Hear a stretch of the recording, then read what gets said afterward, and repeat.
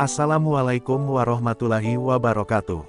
Gemparkan seluruh gereja bayi ini, ucapkan kata Muhammad saat ingin dibaptis oleh seorang pendeta. Semua orang terkejut dan akhirnya. Sebelum mendengarnya silahkan absen dulu para sahabat dari daerah mana saja. Buat yang sudah subscribe semoga rezekinya lancar ya. Pagi itu, lonceng gereja tua di tengah kota berdentang lembut, memecah keheningan yang menyelimuti kabut tipis di sekelilingnya. Udara sejuk beraroma dupa suci memenuhi ruangan besar bercahaya lembut dari kaca patri berwarna biru dan merah. Jemaat berdatangan satu persatu, mengenakan pakaian terbaik mereka.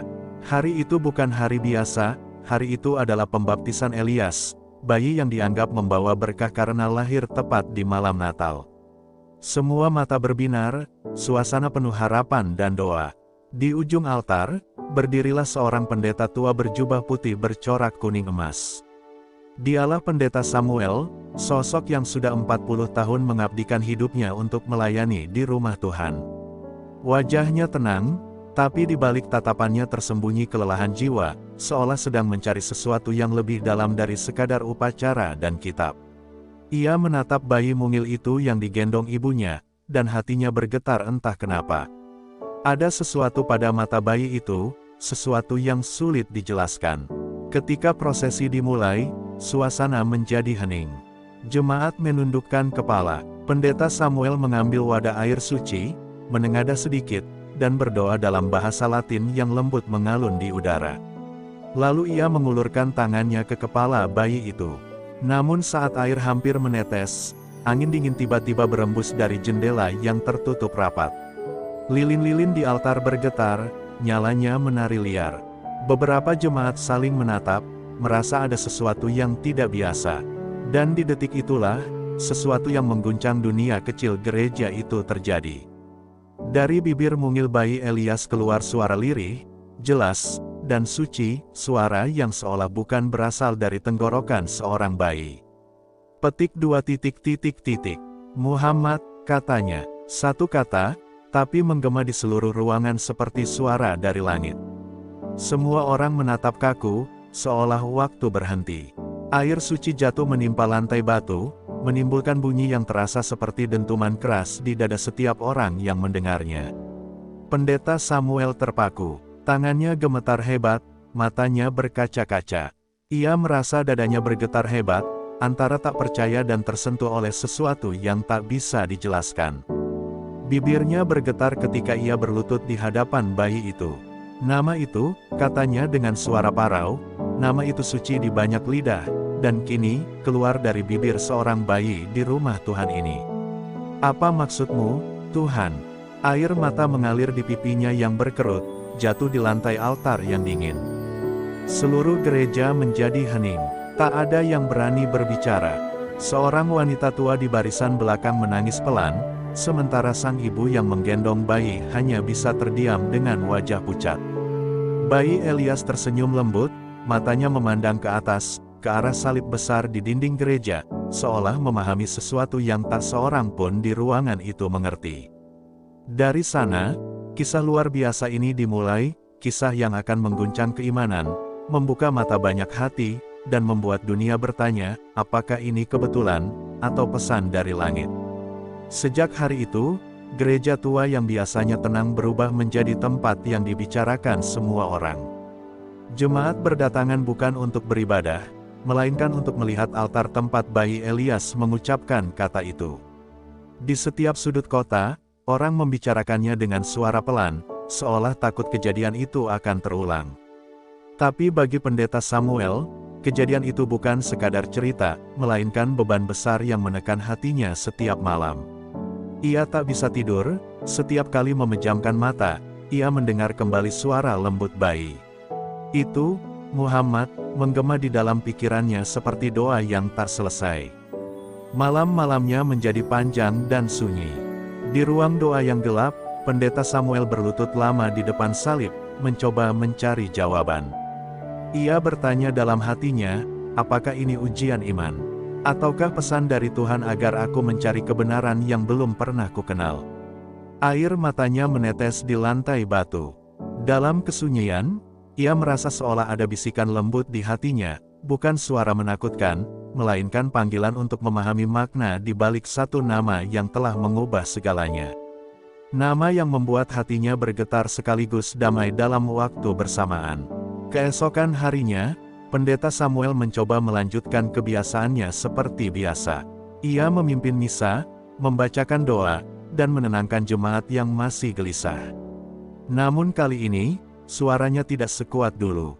Jemaat bisa merasakan, ada getar emosi dalam setiap kalimat yang ia ucapkan.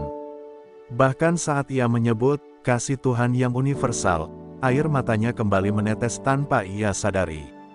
Ia mulai menyadari sesuatu, bahwa mungkin kasih Tuhan memang tak pernah terbatas pada satu nama, satu bahasa, atau satu kitab.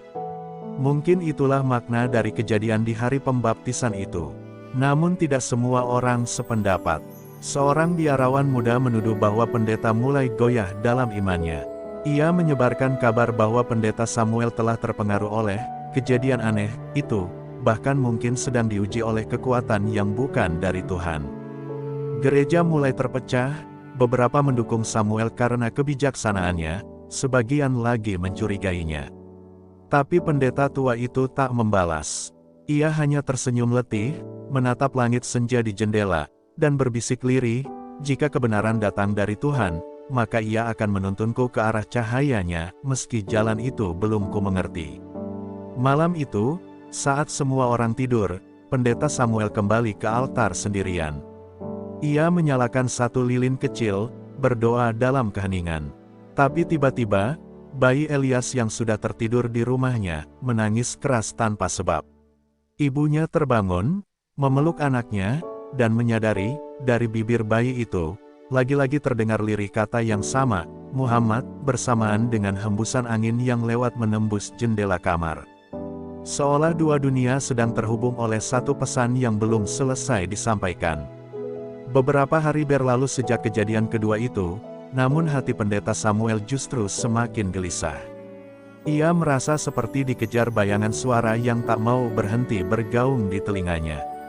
Ia mencoba membaca kitab suci setiap malam, tapi setiap kali matanya tertuju pada kata, kasih, atau kebenaran, suara bayi Elias kembali terngiang di dalam kepalanya, Muhammad. Ia mulai bertanya pada dirinya sendiri, mengapa nama itu?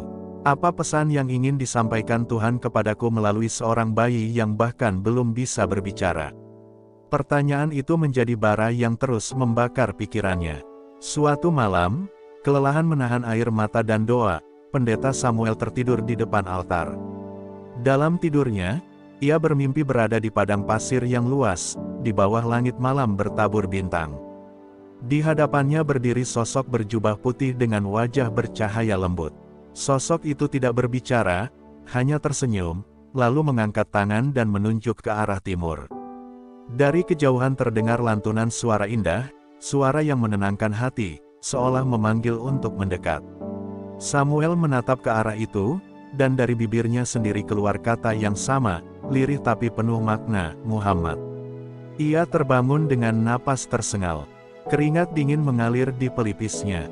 Tapi entah mengapa, kali ini tidak ada ketakutan di dalam dirinya, hanya ketenangan aneh yang belum pernah ia rasakan sebelumnya. Ia mengambil salib di dadanya, menciuminya, lalu menatap ke arah jendela di mana fajar mulai menyingsing. Jika engkau benar-benar ingin aku memahami ini, Tuhan, bisiknya lirih, tunjukkanlah jalanmu. Aku siap berjalan, meski langkahku gemetar. Keesokan paginya, Pendeta Samuel mengunjungi perpustakaan gereja.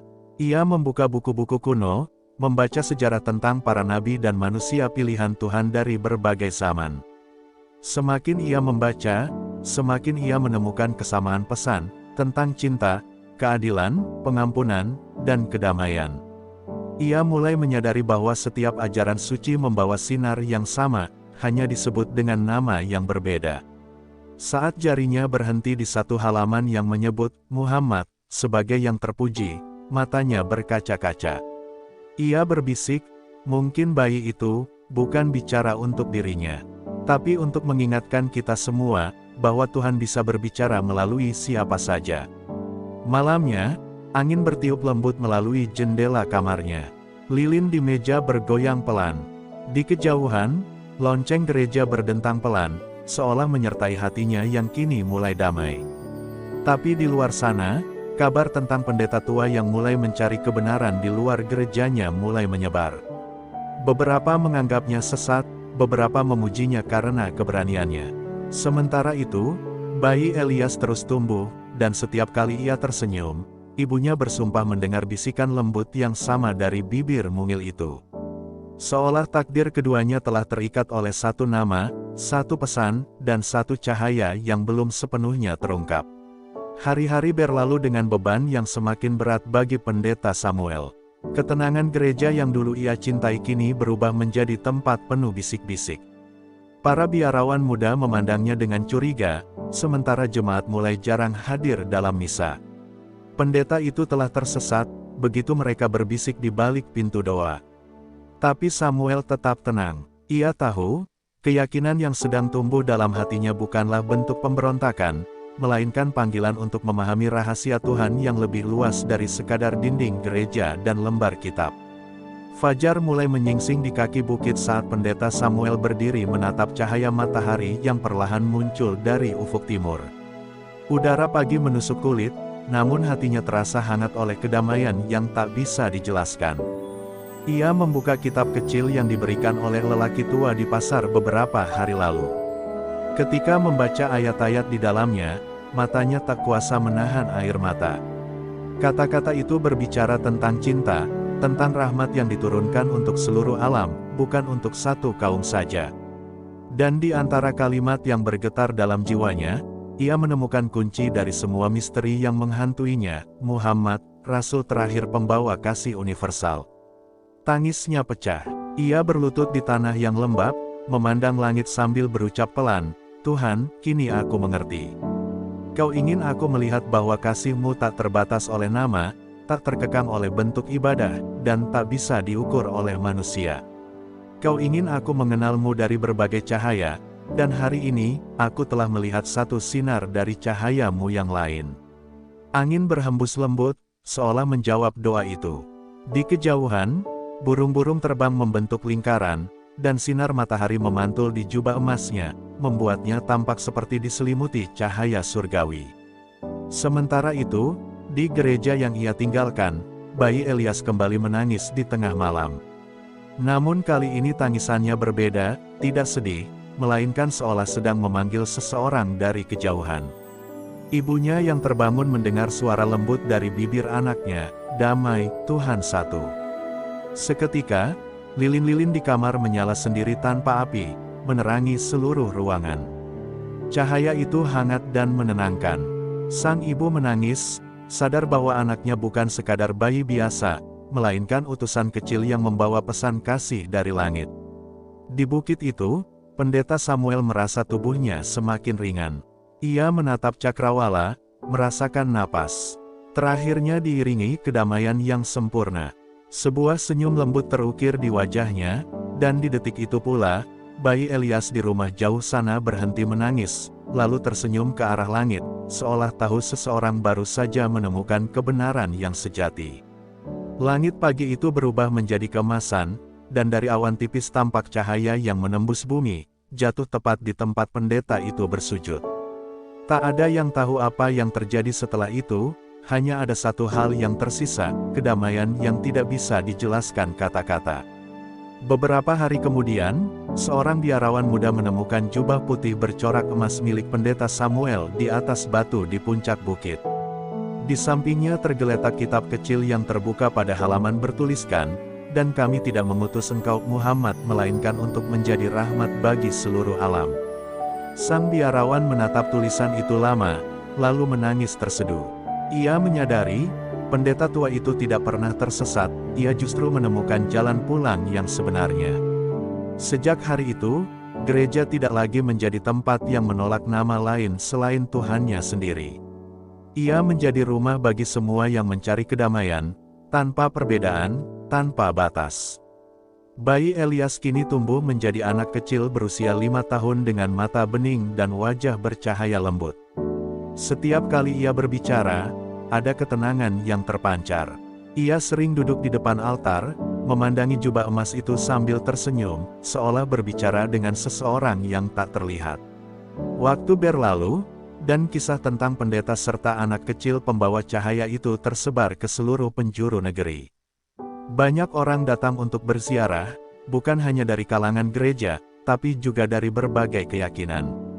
Mereka datang bukan untuk berdebat, tapi untuk merasakan kedamaian yang aneh tapi nyata. Di malam-malam tertentu, beberapa orang bersumpah melihat cahaya lembut di langit tepat di atas bukit tempat pendeta Samuel terakhir terlihat. Cahaya berbentuk lingkaran, berputar perlahan, seperti pelukan dari langit. Dan di bawah cahaya itu, Elias yang kini mulai beranjak remaja berdiri, menatap ke langit dengan senyum damai. Angin berhembus lembut, membelai rambutnya, membawa bisikan halus yang hanya bisa ia dengar, kasih adalah jalan, bukan nama. Dan kebenaran adalah cahaya, bukan dinding. Ia menutup matanya, mengucap lirih, terima kasih, Ayah Samuel, lalu menatap ke timur, arah tempat matahari terbit, tempat di mana semua kisah ini bermula. Tahun demi tahun berlalu, dan Elias kini telah beranjak remaja. Wajahnya memancarkan ketenangan yang jarang dimiliki anak seusianya. Suara dan tutur katanya lembut, namun mengandung kekuatan yang mampu menenangkan hati siapapun yang mendengarnya. Ia kerap duduk di depan altar, di bawah kaca patri bergambar cahaya surgawi, membaca kitab dengan khusyuk.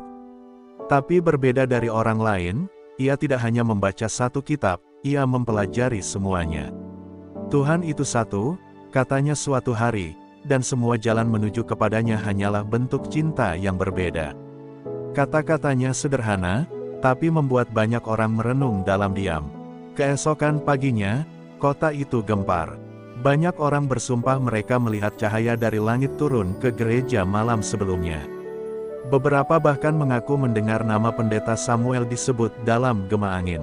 Elias, dengan tenang, berkata pada jemaat, dia tidak pergi. Ia bersama kita dalam setiap langkah menuju kebaikan. Kata-kata itu menenangkan hati orang-orang, dan sejak hari itu, ia mulai berbicara kepada banyak orang di berbagai kota, menyampaikan pesan yang sama, bahwa kasih Tuhan melampaui batas, dan setiap nama suci membawa tujuan yang sama, kedamaian. Pada suatu senja yang tenang, Elias berdiri di puncak bukit tempat pendeta Samuel dulu bersujud. Angin lembut meniup rambutnya, dan cahaya keemasan matahari terbenam menyinari wajahnya yang damai. Ia menatap ke langit dan berdoa, Tuhan, izinkan aku menjadi jembatan bagi mereka yang terpisah. Seperti Engkau telah mengirim Samuel untuk menuntunku, kini biarkan aku menjadi penuntun bagi dunia yang kehilangan arah. Dari langit, seekor burung putih turun dan hinggap di pundaknya, tanda bahwa doanya didengar. Ia tersenyum, lalu melangkah turun dari bukit, membawa pesan yang akan mengubah hati banyak manusia di seluruh penjuru bumi. Ketenaran Elias semakin meluas. Di setiap tempat yang ia datangi, ribuan orang berkumpul hanya untuk mendengar suaranya. Ia tidak berteriak, tidak memaksa, tapi setiap katanya menembus hati, membuat orang menangis tanpa tahu mengapa. Namun di balik kedamaian yang ia sebarkan, muncul bayangan gelap dari mereka yang merasa terancam. Sejumlah pemuka gereja dan pejabat tinggi agama merasa ajarannya berbahaya, karena ia menyatukan nama-nama suci yang selama ini dianggap terpisah. Mereka berbisik di balik pintu tertutup, anak itu harus dihentikan, sebelum ia mengguncang seluruh kepercayaan dunia. Namun, sebelum fajar tiba, cahaya besar meledak dari ruang bawah tanah itu. Pintu besi terbuka sendiri, dan para penjaga yang melihat kejadian itu terjatuh bersujud. Elias keluar dengan wajah bersinar lembut, tanpa luka sedikit pun. Ia berkata, aku tidak datang untuk melawan siapapun, aku datang untuk mengingatkan bahwa kasih Tuhan tidak terbatas oleh dinding manapun. Suaranya bergema seperti petir yang lembut, membuat seluruh kota terdiam dalam keheningan yang menakutkan sekaligus menenangkan. Sejak hari itu, orang-orang mulai memanggilnya, anak cahaya. Ia tidak lagi berbicara dari dalam gereja, tapi di padang, di bawah langit terbuka, di tepi sungai, di hati mereka yang mencari kebenaran. Dan di antara kerumunan itu, selalu ada bisikan lembut yang terdengar di telinga mereka yang beriman, nama yang dulu disebut bayi itu, kini hidup dalam pesan kedamaian.